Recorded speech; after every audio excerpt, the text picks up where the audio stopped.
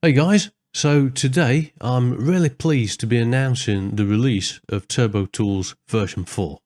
And before I introduce the new features, I just want to say a big thank you to everybody that's purchased the add-on. It's now used in over 200 countries and it's got thousands of sales with users from both studios and hobbyists alike. So big thank you to you guys. Because of your support, I'm going to be able to continue making the add-on as good as possible. And if you're not sure what Turbo Tools is, it's an add-on for Blender which speeds up your cycle's renders by 3 to 5 times, generally, often more, whilst producing better results. So it's similar to upgrading your graphics card between 1 and 3 generations. Not only that, it will take away the complex work of trying to find the best samples for your scene, because it will handle all that for you. And there's nothing new to learn, it will integrate seamlessly with Blender, so it doesn't change your existing workflow at all. It also comes with a suite of compositor tools which speed up your post-production work. For example, it's got a full caching system so that you can cache expensive node networks and then keep working in real time. And it's also got a full publishing system which allows you to quickly generate multiple variations from your most recent renders at the push of a single button. And it also allows for playback in the compositor for interactive compositing, making the compositor a bit more like a video editor. And then finally, of course, it's got a temporal stabilizer which removes the flicker between frames that would otherwise require much longer render times to avoid. Alright, so let's have a look at some of the new features and why they're so powerful. So firstly, you're probably going to notice that in the render panel, you've now got an additional menu, Turbo Tools Scene Options. So before, at the bottom here, we had an option to choose the cache, but this was misleading because the cache wasn't just used for Turbo Render, it's always used for Turbo Tools. So even if you've got this disabled, you still want to be able to sort of realize that the cache still needs to be set.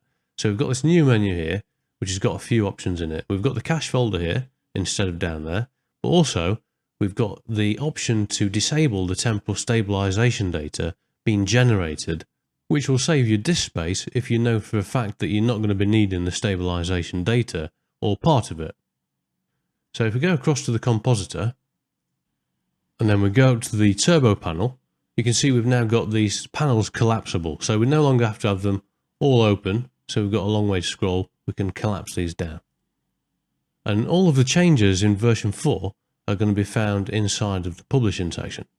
Now, the first change is we've got a viewer mode, so we can allow the viewer during publishing, and that means that we can actually see the publishing as it happens to make sure if there's any problems, we spot them straight away. We don't have to wait all the way till the end of the full animation to be published to then find we need to tweak some settings and republish.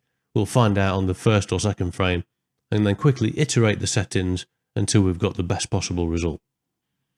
And below this, we've got the remove temporal flicker option as we had before, but now we've got some additional options.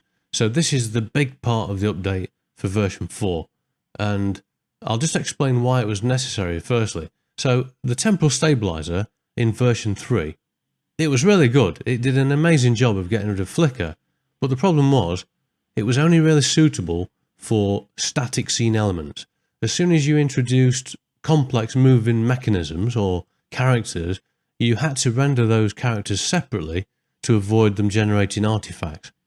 So in this version, we've got some different options now, which will actually analyze the scene and it will analyze the surrounding frames to make sure that those artifacts can be avoided.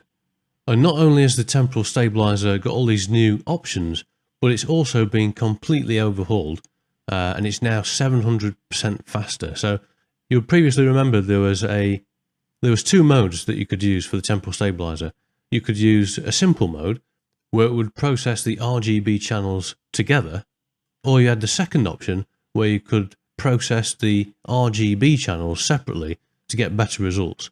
Now the problem was, even though the RGB was the better choice, it was so slow compared to the other option. And in this version, it's now 700% faster. It's actually twice as fast as the fast version was in version 3. So it's completely replaced the fast mode now. It will always use RGB processing for the best possible result. Alright, so to best demonstrate all these new features, we'll go across to the Layout tab, and you can see I've set up this simple scene, but it actually demonstrates all of the areas that the previous stabilizer would have struggled with. So let me turn on Cycles Viewport mode, and you can see just how slow this is to render. So if we look at the top left hand corner and see how slow the samples are going up, you can see it's going to take quite a long time, even at 12 samples. Now for the video, I'm going to render using 720p, just so that it keeps the video a bit more snappy. So let's set up the settings. We'll go to Turbo Render first, and I want to show you the entire process, just to show you how well integrated with Blender Turbo Tools is. So going to Turbo Render options, all we need to do is turn it on. We'll choose a denoising mode, and then we'll choose a quality for the samples, so crap, that's 12 samples. And I'm purposefully using a very low sample preset just to get as much noise in there as possible, so that hopefully we can still see the flicker on the YouTube video, and also see how good the new stabilizer is at reducing the flicker. So what we need to do next is turn on the surfaces. If you don't turn this on, you use these settings up here, but it doesn't get denoise. So if you ever want to turn the denoiser off, you can just leave this unchecked.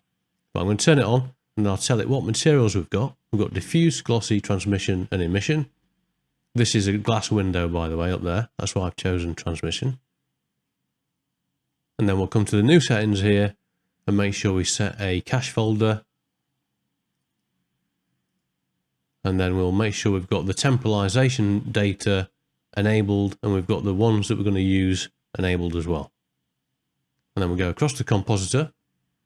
And you'll see that I've got nothing set up in the compositor. Use nodes is turned off. This is just because I want to demonstrate that it's completely automatic. There's nothing for the user to do whatsoever.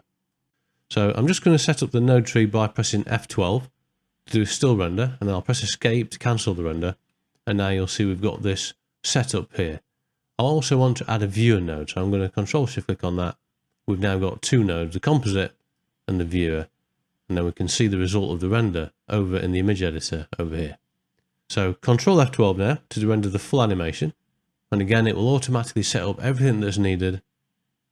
And if we go across here, it doesn't lock the viewport or anything. You can continue using Blender as you would usually.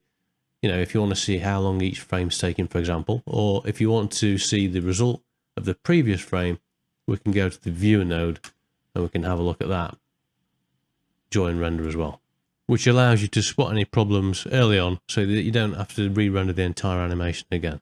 But you can cancel and resume at any point you want. And all this will work seamlessly with any complexity of compositor node tree. So even if you're rendering several scenes using several render layer nodes, that will work fine. And in actual fact, each of those scenes can have their own independent turbo render settings. So some scenes can render with high samples, some with low samples, some with different denoising settings, etc. You can even render with multiple render engines and it still won't cause a problem. And now I can see on the last frame, when rendering completes, the node tree will automatically revert to its previous state, but with the addition of this cache node. So the cache node replaces the render layers node, and this is to allow all of this additional functionality that we've got available to us in Turbo Tools. But it's completely non-destructive. So if I want to get rid of this, say I want to share it with somebody, I click on the render layers node and I'll go into the cache menu and just say cache and cache, and it will hook back up the render layers node. And if I want to bring back that cache, I can just click refresh all and it will load it back in for us. So again, there's no work that the user needs to do to sort of locate the cache files and bring them in and, you know, set up a movie image sequence or anything like that. It's all done automatically, no matter how many scenes you've got in the compositor. All right, so on with the business then. So let's go back into the publishing menu. Oh, and incidentally, we can play back in the viewport in real time. Let me just show you that first. So if I press play, you can see it's actually playing back now in the compositor and in the image editor as well. It might be a little bit faster if we just turn the image editor into the outline. It might give us a little bit more performance, or we can go into the performance section and we can change it to frame dropping, and now we're getting the actual speed of the animation. So this is new functionality that Turbo Tools will add to Blender, turning the compositor into more of a sort of a video editor that we can now composite in real time. Alright, so let's have a look at some of these publishing options we've got then. So if you're not familiar, the publisher allows us to create variations of the last render that we've made in this scene.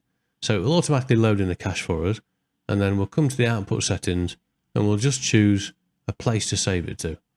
So if I just click on this, put it in there. Right, so I'm going to save it out as an MP4 and I will call it raw render. This is with no stabilization, so I'll make sure I turn off the remove temporal flicker, and I'll turn this back into the image editor. And now we've got the viewer node there, and if I turn on allow viewer, we'll actually be able to see it publish in real time. So publish animation, and we can see it. This is the speed it's updating, and we've got the full animation, the full 90 frames created for us in less than 3 or 4 seconds. And if we play this back, we'll see the result that we've got. So a huge amount of flicker, particularly at the beginning there on this dark wall. So on this wall around here, we're getting a lot of flicker. And now if I change this, so let's say I want a different variation, I can modify the tree. Let me put down a RGB curve. And then we can, do whatever we want. And then we can publish it again. So I'll say publish it, and this time I'll say raw render darker, and then just click publish. And again, real time, it's going to update for us. And in a few seconds, we'll have a brand new animation. It's so we can very quickly provide the client with different variations of the render. And then we can view that on back as well. And instead of using VLC, we can actually use the buttons down here. So view published animation, and this will load in the animation for us that we can then look at. So onto the temporal flicker removal. I'll turn on the old style temporal flicker. So this is with no temporal intelligence turned on. So let me rename this to no IQ.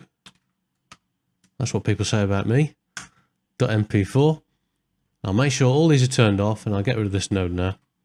And I'll say publish animation. Now this will be a little bit slower, although it's still going incredibly quickly. So I know it's 720p, but it's going at less than, it's doing around about 4 frames per second while stabilizing. So that is incredibly quick.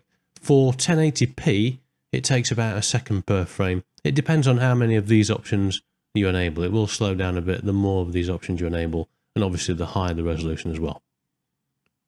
Okay, so I've done it with the old style, with none of the new stuff, none of the new features turned on, just so we can see all of the problems. So let's bring up no IQ. Right. Let me try and stop it when we see issues. So first issue over here, you'll notice on this animated object, we're starting to get a lot of artifacts. We're getting sort of extra bits that shouldn't be there. And we've got problems in the, let's have a look at what else we've got wrong. You see we've got problems in the reflections there. We've got sort of duplicate objects in the reflections, and that's because objects in reflections don't have any motion data. It's only the object that the reflections are in that will have the motion data. We've also got problems, let's see, we've got an extra monkey over here.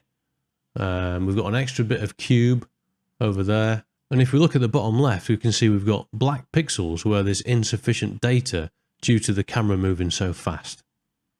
And we've got a bit of an extra ear over here as well. And let's go a bit further. Reflections are getting worse. And then when we come across to this part, the HDRI image, you'll see has also got artifacts. We're getting sort of ghosting of the HDRI. And that's because the HDRI, again, doesn't have any motion data, only the geometry. So they're the issues, and now we'll look at how these options can fix them. And I think to better understand which of these to choose, it's a good idea to understand how the temporal stabilization process actually works. So What it does, it looks at the current, for every single pixel on the image, it will look at that pixel's location on the surrounding frames, and then it will judge by the value of the pixel what it thinks it should be in order to remove flicker. Now the problem is, Cycles will only provide data to tell us where the pixel was or where it's going to be on the surrounding frames. It doesn't know whether or not the pixel will still belong to the same object. And if it isn't the same object, then that's when you start getting artifacts appear. Now what these temporal intelligence options will do is use different methods to try and recognize whether or not the pixel is in fact belonging to the same object. And if it isn't, it will then emit those pixels from being stabilized to make sure we don't get any artifacts. Okay, so let's go down these one at a time, fixing the individual problems. So the first problem we had, let's just turn this on, and I'll just remember to rename this as well so I don't overwrite the previous file. Surfaces only. So you'll remember during the animation, let me just play this back, we got the problem here with the HDRI image having artifacts on it. And also we're getting artifacts around the objects as well. And this is where the environment is trying to stabilize with whatever was in this location previously, which would have been the monkey. So we get a bit of monkey showing up. Now, what we can do is turn on the surfaces only option. And now if we publish it again, if we zoom in over here, we're still getting artifacts on the other things, like around this spinning thing. We've got little green artifacts and we've got a bit of blue on the wheel because the wheel's spinning so fast. But when we come outside, you'll notice now all the artifacts have gone around the objects and also on the HDRI itself. We're no longer getting those sort of ghosting effects. So that's fixed all the problems on the HDRI and surrounding the objects. Now we can also choose to temporalize the anti-aliasing as well if we want to. Generally I would leave this on quite a low setting, like maybe 0.1, just so we get a little bit of stabilization in that area. But you don't want too much, otherwise it can start introducing sort of incorrect colors on those anti-aliased areas, because those anti-aliased areas could belong to two different objects. So let's turn this one off and we'll just play the previous one back now. So surfaces only. If we play this back, we'll see all that's fine. All right, so the next one is motion analysis. Now this is probably the main one. This will not have any problems whatsoever. It will always work where it can. Whereas the other ones, like depth perception and things, they can have limitations based on the differences in movements in the scene. But with this one will always work. So I usually leave this one turned on always, unless I can, do it a different way. We'll come to that in a second. So motion analysis, let me just rename this. So motion analysis. Right. So the max deviation, this will analyze the expected movement of the pixels. And if the pixels are beyond this deviation away from where it expects them to be, it will consider them as the incorrect pixels and then it will not stabilize them. So usually I leave this max deviation as 1 pixel, just in case that the Cycles has provided vector data that might be a little bit inaccurate. But generally, I would leave that as 1 pixel, unless if you've got exceptionally fast movement, maybe you could pump that up a little bit, maybe it's 2. So the smooth option will make the corrective strength variable. So 0 will mean if it goes above the deviation that you set, then it's going to completely revert back to the untemporalized pixel so that you don't get the artifacts there. If you set it to 1, then it means that the more the pixel has changed, the more it will revert to the stabilized pixel. So basically 0 will completely remove errors, put it to 1, and the degree it removes errors will be dependent on how bad the errors were.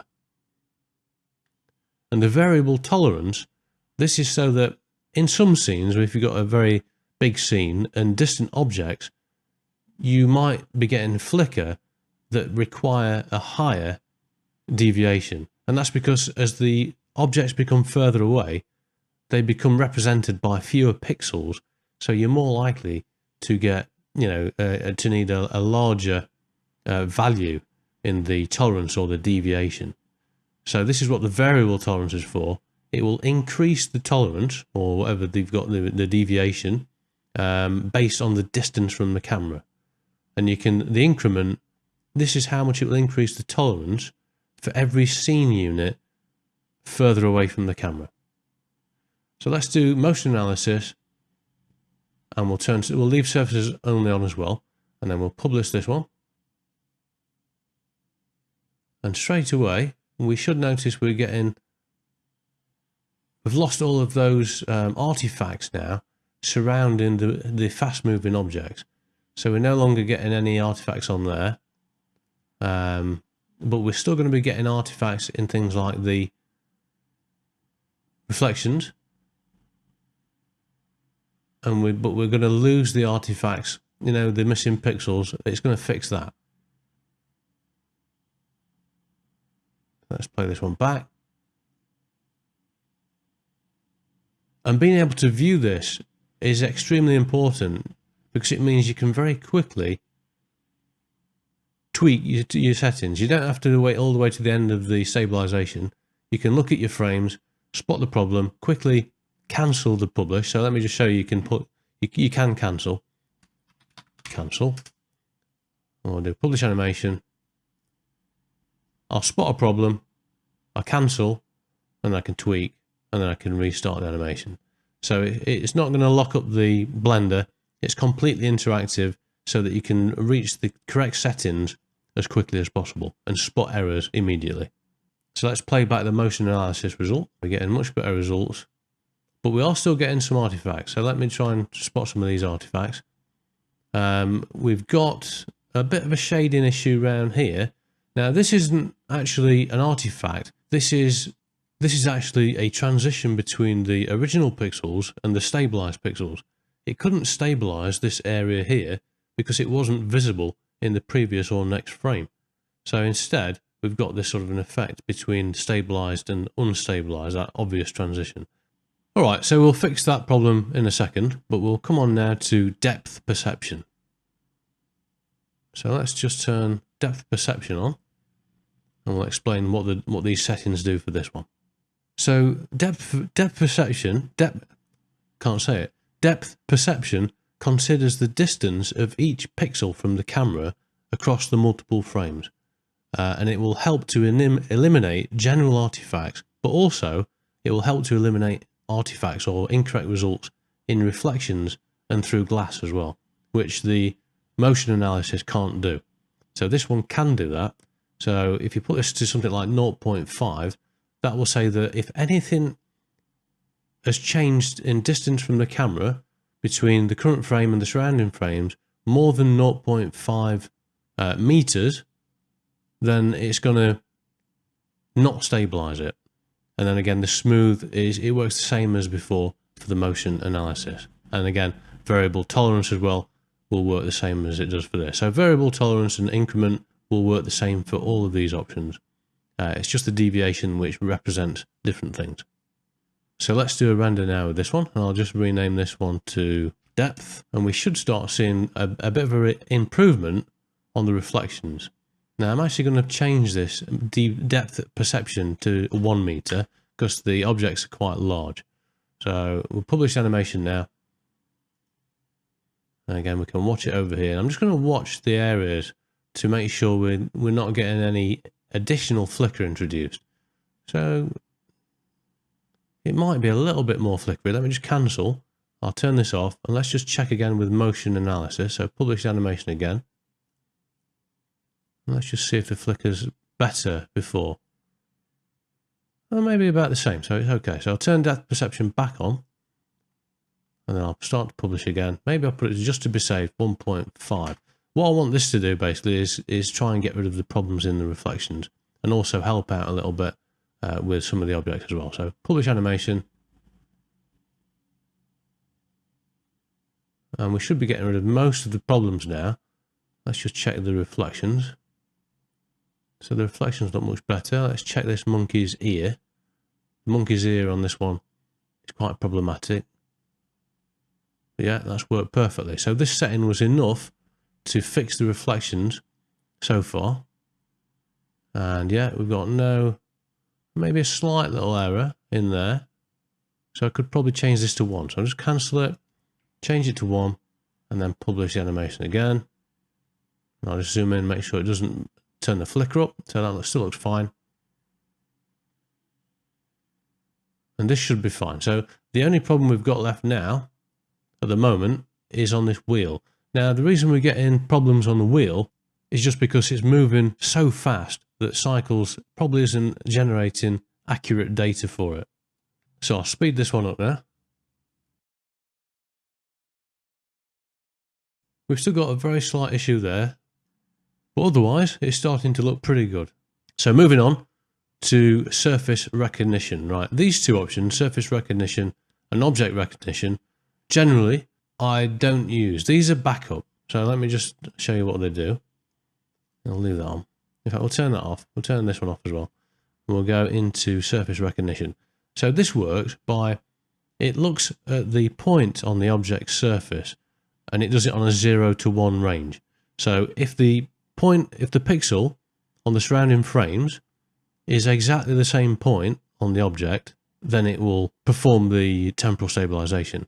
Now the tolerance is how far away from the correct place on the object it will accept.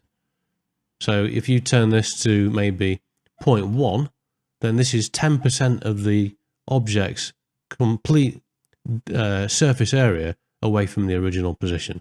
So if I'm going to do this, I'd put it probably quite low, because obviously you don't want to stabilize too far away, otherwise you might be sort of mixing two different textures.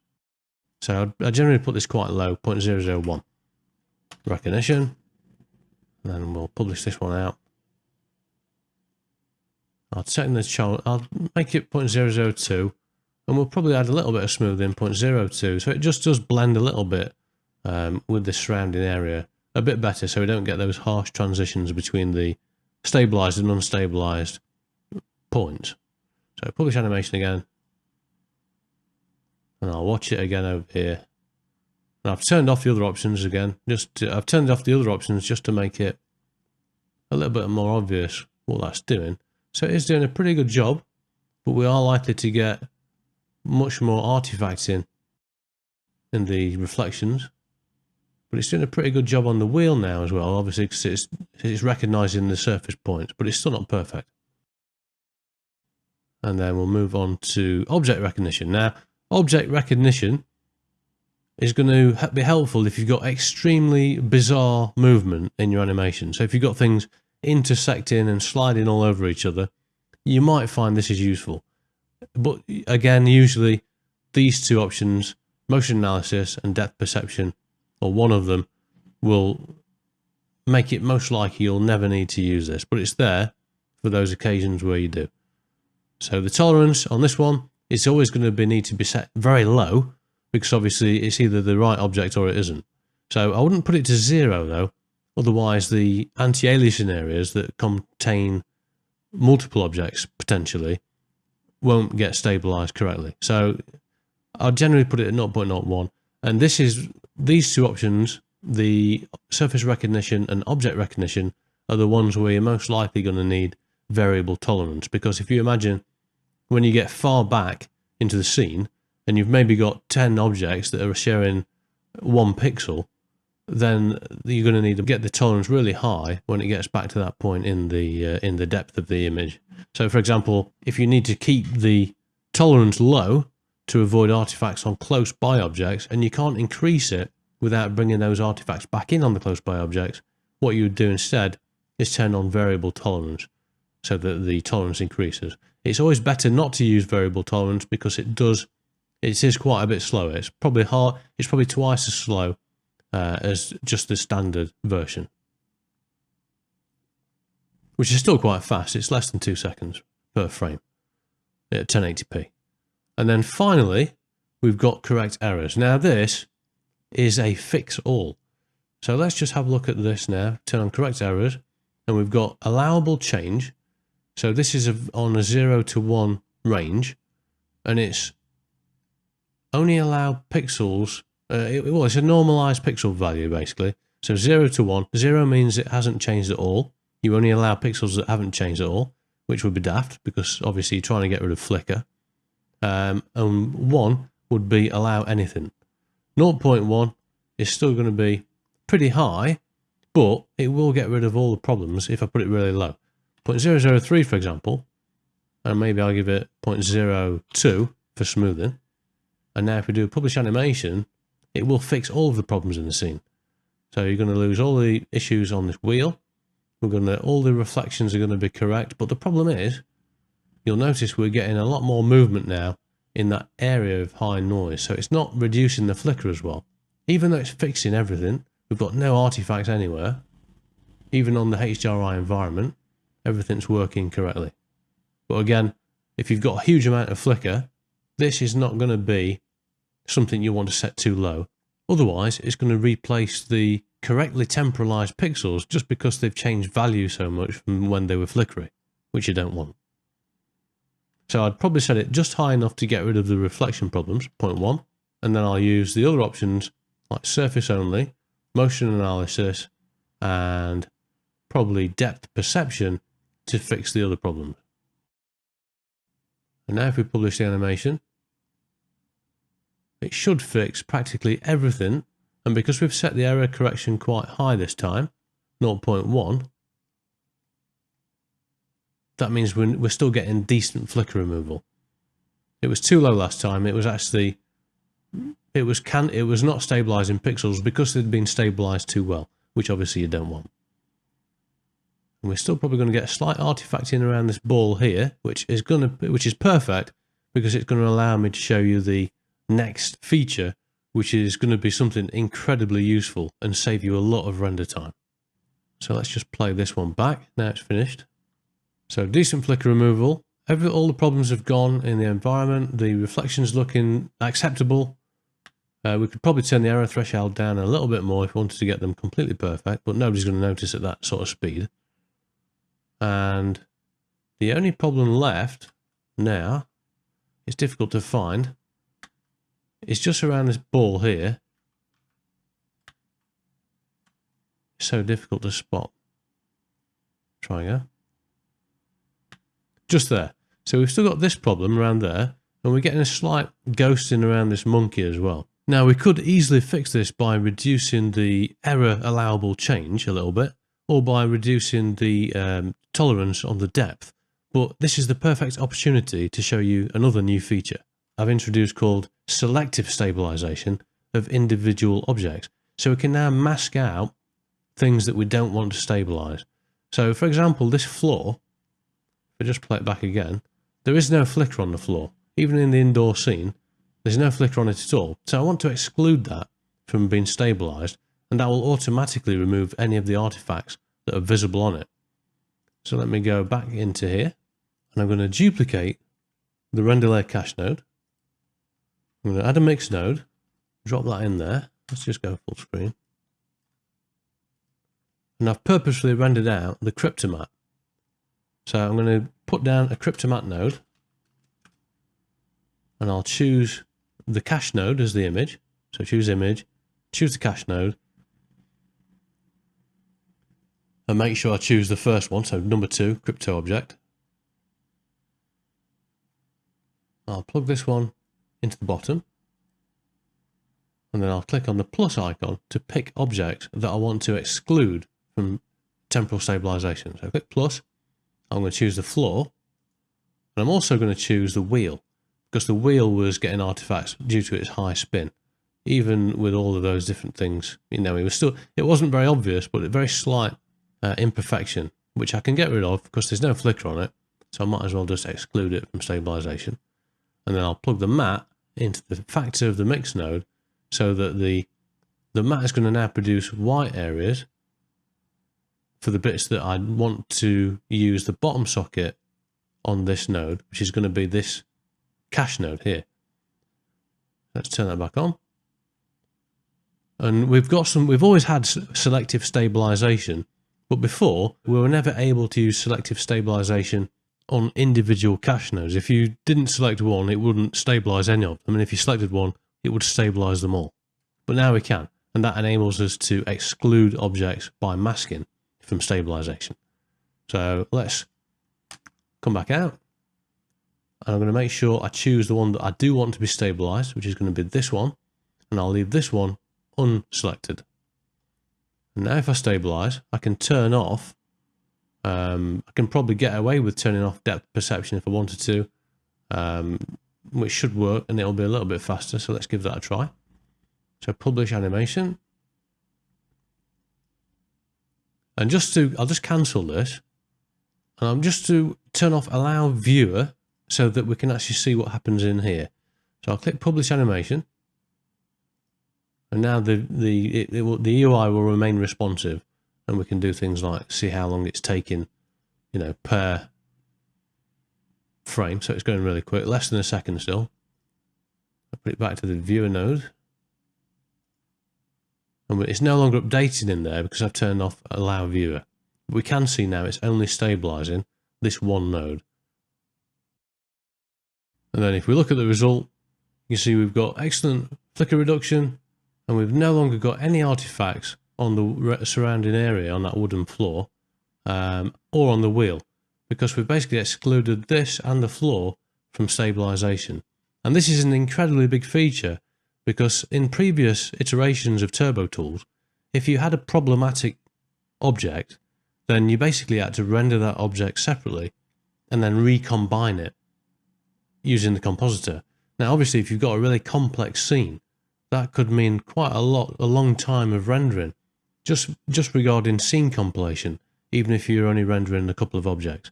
So this is a really big addition in helping people speed up the render time. And if we compare the final result with the original noisy image, so that's not using Turbo Render at all, you can see for 12 samples to be able to get all that noise gone, but also to remove all the flicker that the denoiser would have created, it's quite incredible. And if we look closer at the denoised version on the left and then the denoised version on the right with flicker removal, hopefully if YouTube doesn't destroy it, you can see there's a massive difference in quality. And that's it. So thanks again for everybody that's purchased the add-on. It really has made a big difference in enabling me to spend a lot of time adding all these new features. So big thanks to you guys, and I'll continue to keep making sure the add-on is as good as possible. And incidentally, I have added support now for the new Blender 4.0 daily build. So if you want to try out all the new Blender features, you can certainly do that and you'll get full compatibility. So thanks again, and I'll catch you in 5.0.